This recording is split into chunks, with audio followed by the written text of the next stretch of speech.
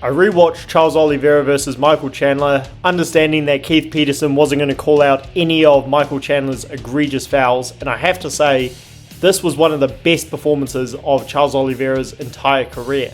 Even though he didn't get a finish, which is rare for him, this was a great performance because it was methodical. It was a performance where he didn't force the finish, which again is so unusual for Charles Oliveira because he's one of those guys who throughout his entire career since he was a teenager has always tried to force action and force finishes, and we love him for it, but it's got him into a lot of trouble over his career. But he was very controlled here. He didn't go out there trying to get the stoppage immediately and put himself at risk doing so. He marched Michael Chandler down from the first round. He stood very upright, which again is normal, but instead of going for any jumping techniques out of nowhere, he stuck a jab on Chandler. He backed him up. He backed him up with front kicks to the gut.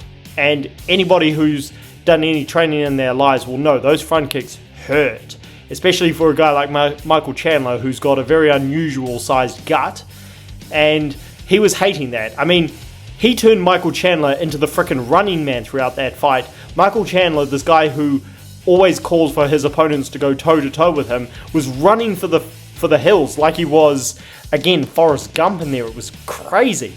In those moments, he didn't want to engage with Charles Oliveira, and Oliveira just ran at him, which again was so entertaining. And when Michael Chandler stood with his back against the cage, trying to call Oliveira on, saying, okay, let's throw down and I'll hit you with a good one, Oliveira said, okay, you want to just stand there waiting for me to open up on you? Okay, here's a few more jabs, take a few more front kicks. And then Chandler would just go for a run again. And I liked how Oliveira was mixing up his takedowns. I mean, he's always been a guy who can do that because he's such an athletically gifted guy. And even though he has made a career off of getting hit clean, which doesn't usually help you last this long in the game, he has always shown the ability to mix it up. And I liked what he was doing here, where he was able to trip Michael Chandler up. He was going for takedowns when Chandler was expecting a big strike, and again, Oliveira was making Chandler fight scared in there, so he was able to get him wary of the strikes and then would go for the takedowns. I liked that from Charles Oliveira. Do Bronx, also, what he did really well was that when he did get him down, he would transition to the back as much as he could, which again, taking the back this many times against a wrestler of the caliber of Michael Chandler was very impressive. And even though Michael Chandler was able to avoid all of the submission attempts, Oliveira, he showed great awareness in there because again, instead of making this a 5-round blood and guts slugfest, which again, of course is great for our entertainment, but for his long-term health, he seemed to have decided, okay, I'm not going to take more brain damage in this fight than I need to.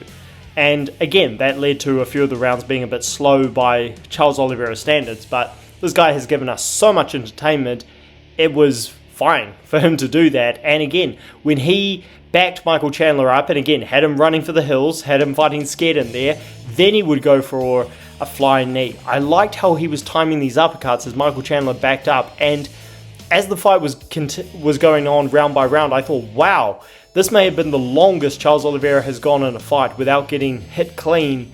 Aside from Tony Ferguson, he really took no damage in that fight. But then Michael Chandler, of course, landed, his 5th eye poke of the entire fight in the 5th round, and as Oliveira was wiping his eyes, Chandler followed up with a right hand, and he did rock Charles Oliveira, but Oliveira showed greater survival instincts, and yeah, he just cruised to a decision. And I liked that he called for a title shot afterwards, because I think we need to accept that Charles Oliveira is one of these guys who, again, given how long he's been in this game, I mean, people forget that this guy was fighting Frankie Edgar more than 10 years ago, which is crazy. I remember watching that fight thinking, wow, this guy's going to be something special, but I did not expect him to be here because I just didn't think he'd be able to last that long with this kind of fighting style. But despite that, getting back to the original point, we have to accept that Charles Oliveira He may not be world champion again, because this is a very deep division, but the skills and the ability he's shown, and again, the improvements he made in there, it does mean that this guy deserves to be in the title mix. Again, despite the fact that he lost to Arman Tsarukyan, he made that fight razor close. I mean, Tsarukyan is the guy who was hanging on for dear life as the fight went on.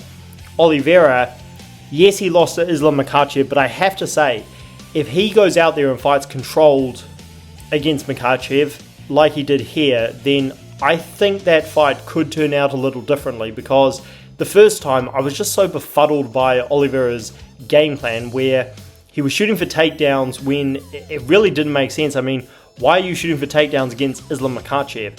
And when they were standing at range in the second round, he threw a flying knee out of nowhere. I mean, I just thought that was suicide. Like, you do that against a guy like Islam Makhachev, you're just asking for trouble. I mean, Makhachev, he doesn't give you a lot to open up with on the feet, because he's a very methodical, careful striker.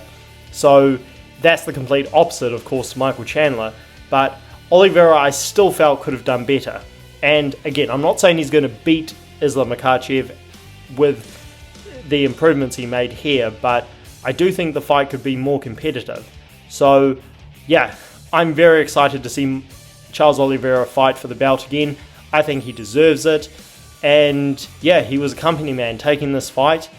There are other fights out there for him, but I want to see him get his flowers and yeah, get what he deserves. And I also want to see Michael Chandler get what's coming to him after that incredible foul-filled performance. I mean, I'm going to have to talk about that in another video, but yeah, Oliveira, he ain't going nowhere, and I love it. Let me know what you guys thought down below about his performance, and maybe the best thing he did all night was that he didn't throw Michael Chandler under the bus like Dustin Poirier did, despite the amount of fouls he had to put up with. I mean, that was very, very impressive from DuBronx. Like the video and subscribe to the channel for more, guys. Catch you later.